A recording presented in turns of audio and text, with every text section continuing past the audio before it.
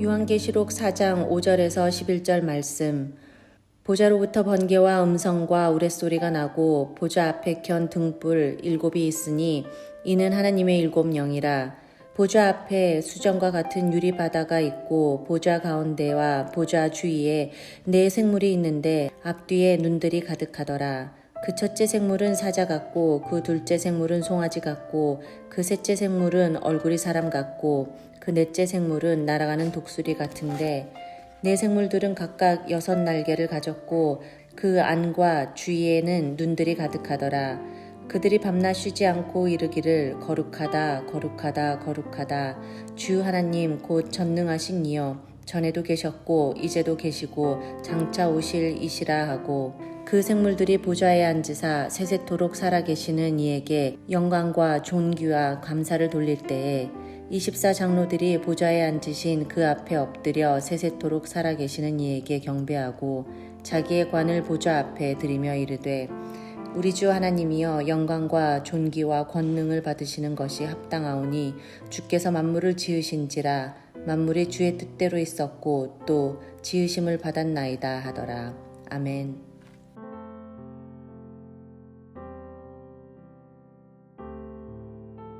함께 기도하겠습니다. 하나님, 내 삶의 끝을 보여주시며 그 끝의 승리를 다시 한번 우리 믿음으로 확신하게 하여 주시니 감사합니다. 오늘도 이긴 그 삶을 살아감을 분명히 분별함으로 그 이긴 자답게 살게 하여 주옵소서. 이 모든 말씀 예수님 이름으로 기도하였습니다. 아멘.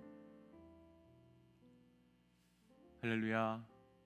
연약하고 작은 우리의 믿음에 은혜를 더하여 주셔서 다시 일어나고 다시 나아갈 수 있는 그 영적 은혜를 허락하여 주신 우리 하나님의 이름을 높이 찬양합니다. 오늘 우리 함께 나눌 말씀의 제목은 끝을 보여주시며 라고는 말씀의 제목으로 어제 말씀의 제목과 동일한 말씀의 제목입니다.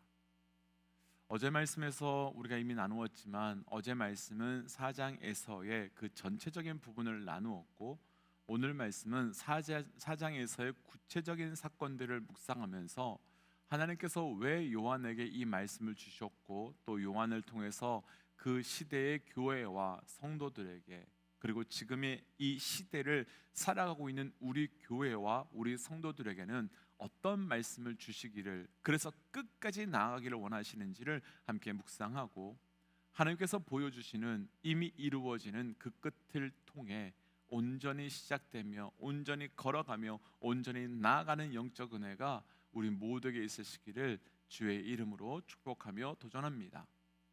끝을 보여주시며 어제 말씀에 이어서 두 번째 말씀인데요, 우리 5절과 6절 말씀을 함께 좀 묵상해 보겠습니다. 5절과 6절입니다.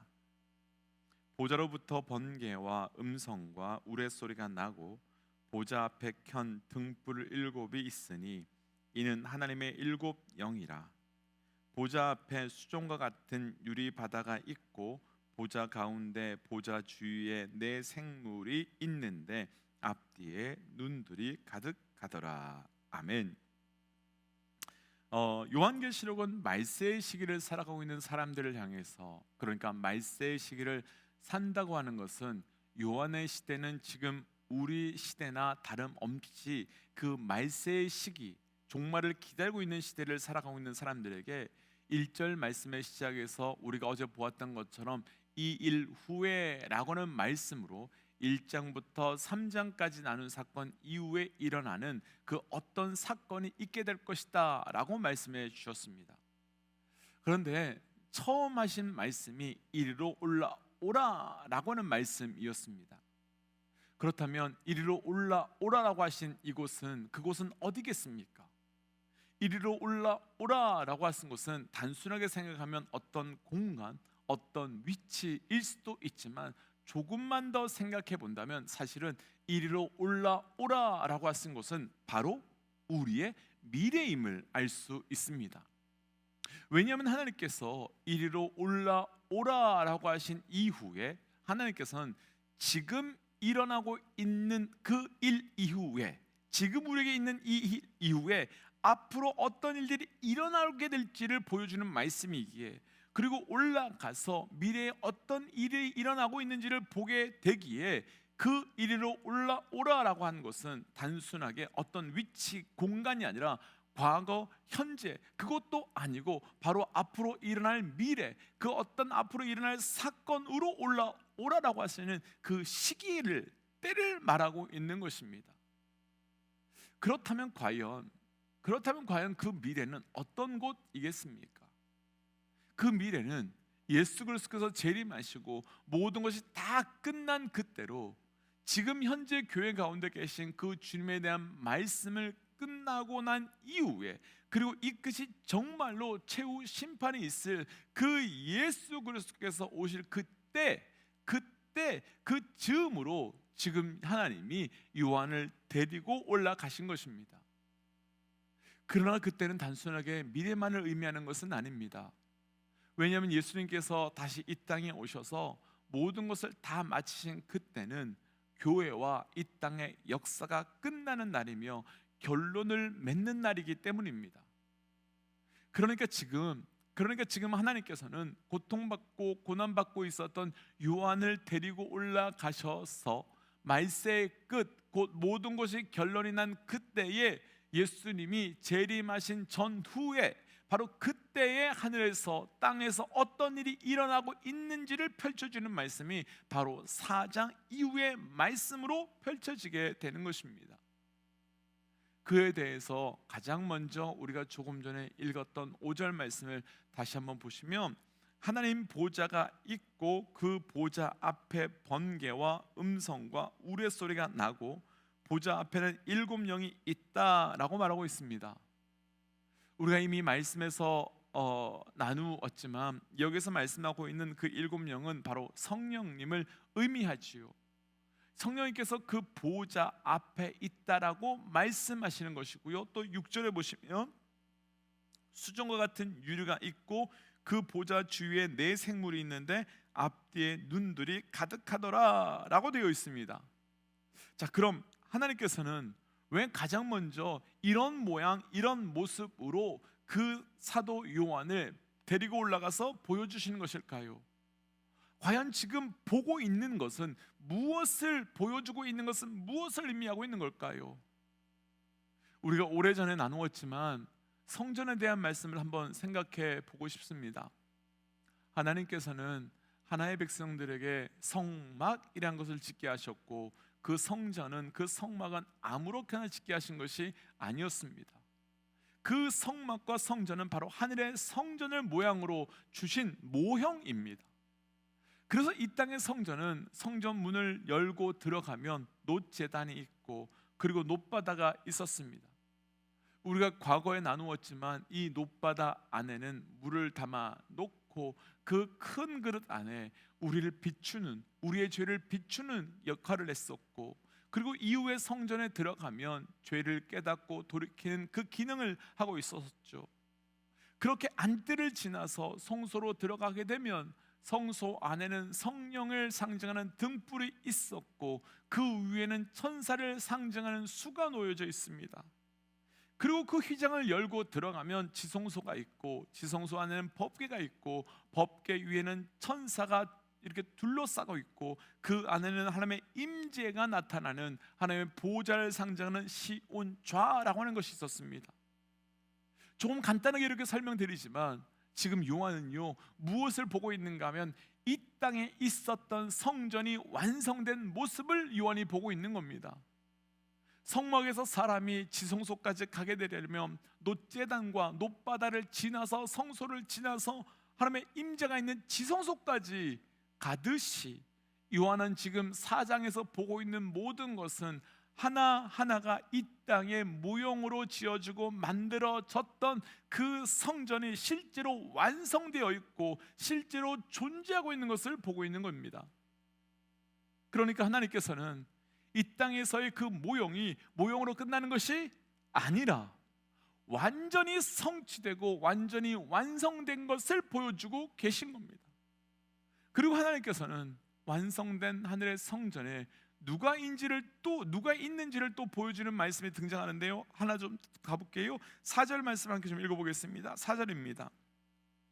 또 보좌에 둘려 24 보좌들이 있고 그 보좌들 위에 24 장로들이 흰 옷을 입고 머리에 금관을 쓰고 앉았더라.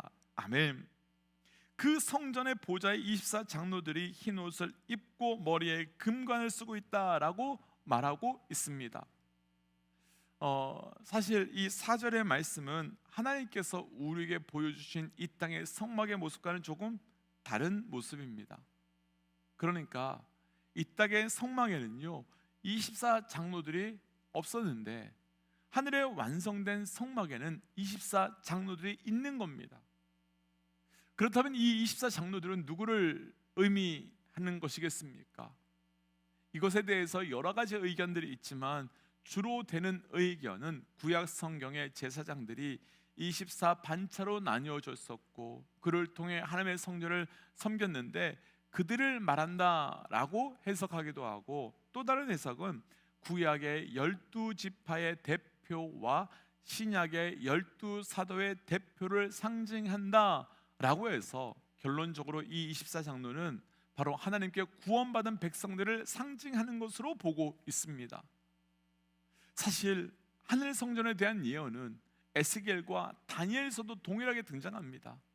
그런데 에스겔서와 다니엘에 그리고 이 땅의 성전에 없는 것이, 공통적으로 없는 것이 바로 구원받은 백성들의 모습이고, 그들이 구원받았음을 의미하는 흰 옷을 입고 머리에 금관을 쓰고 있는 그 사람들이 없습니다. 그런데 오늘 말씀에 있지요.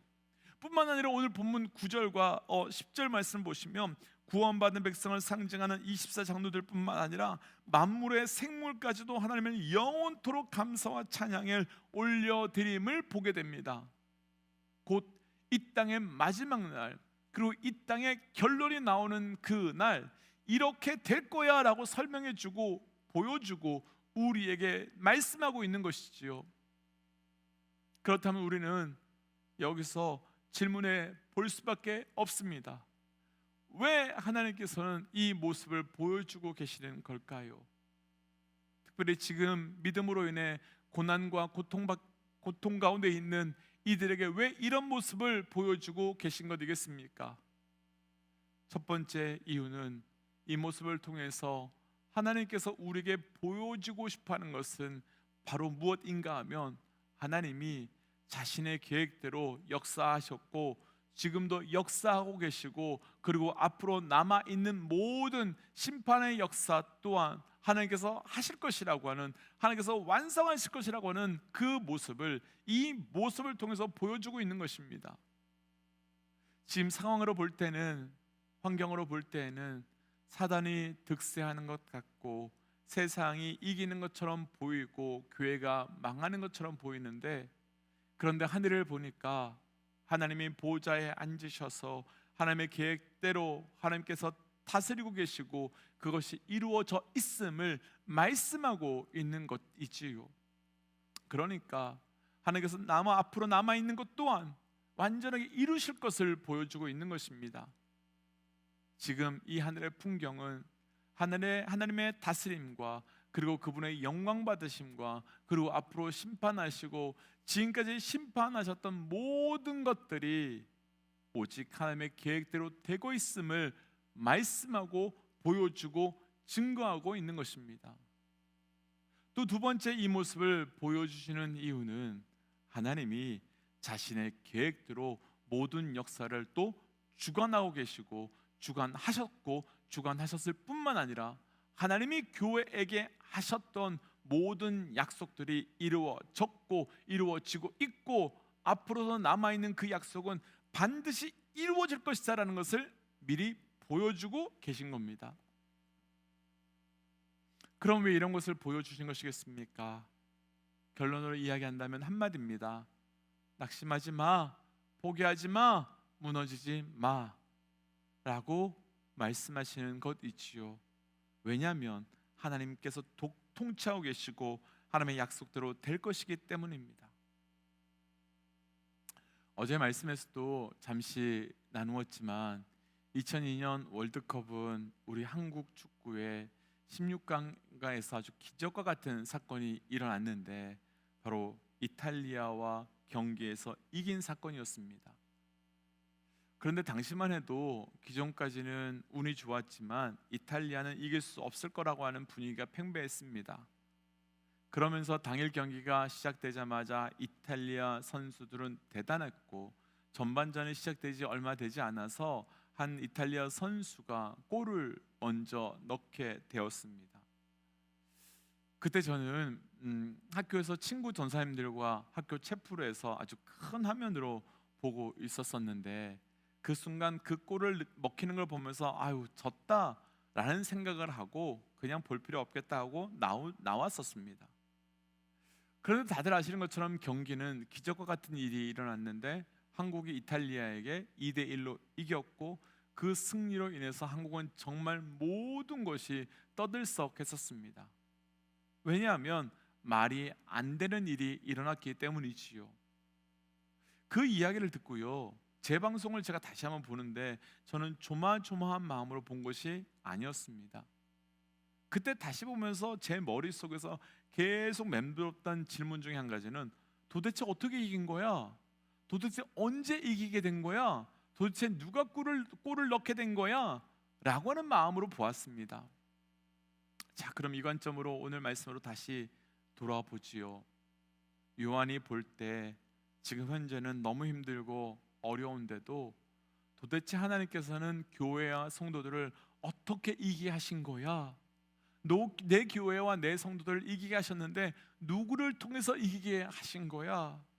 그리고 언제 이기게 하신 거야? 바로 그 기대하는 마음으로 이것을 알게 되면 그때부터는 기대하는 마음으로 현실을 살아갈 수밖에 없고, 소망하는 마음으로 주님 오실 날을 우리는 기다리며 그 길을 나아갈 수밖에 없는 것이지요.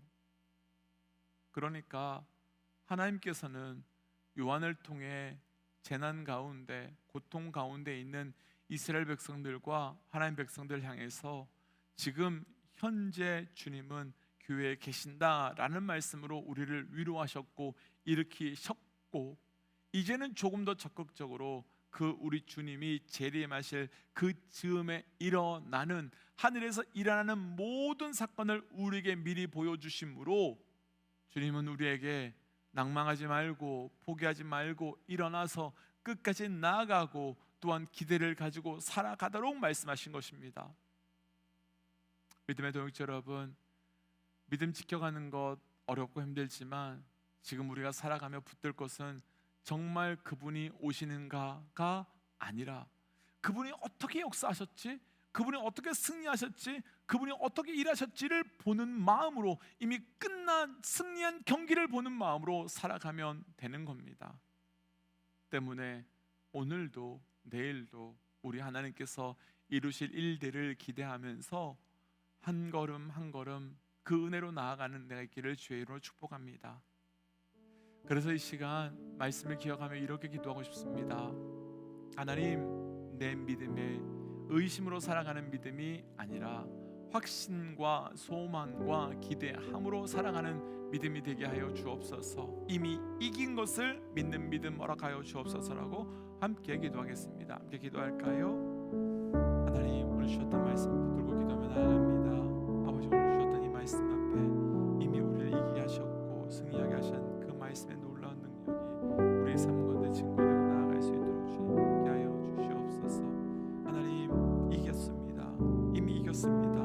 이긴 자로 살기 원하며 이긴 자로 나아가는 자 되어가기 원합니다. 하나님, 이미 이기셨고 이미 승리하게 계신 그 사건을 우리에게 보여주심으로 패배하는 자, 넘어진 자로 살아가는 것이 아니라 이긴 자로 살게 하시는 은혜 감사합니다. 하나님, 오늘도 담대히 이긴 자로 살아가게 하여 주시고, 그래서 오늘 하루, 내일 하루, 매일매일이 기대와 소망으로 살아갈 수 있도록 동행하여 주시옵소서. 이 모든 말씀 예수님 이름으로 기도하였습니다. 아멘. 믿음의 동역자 여러분, 이미 이겼습니다. 이미 승리하셨습니다. 그거 붙들고 살아가시면 됩니다. 함께 선포하고 삶의 자리로 또 기도의 자리로 나아가지요. 함께 선포하겠습니다. 하나님은 살아계십니다. 아멘. 승리하십시오. 함께 기도하겠습니다.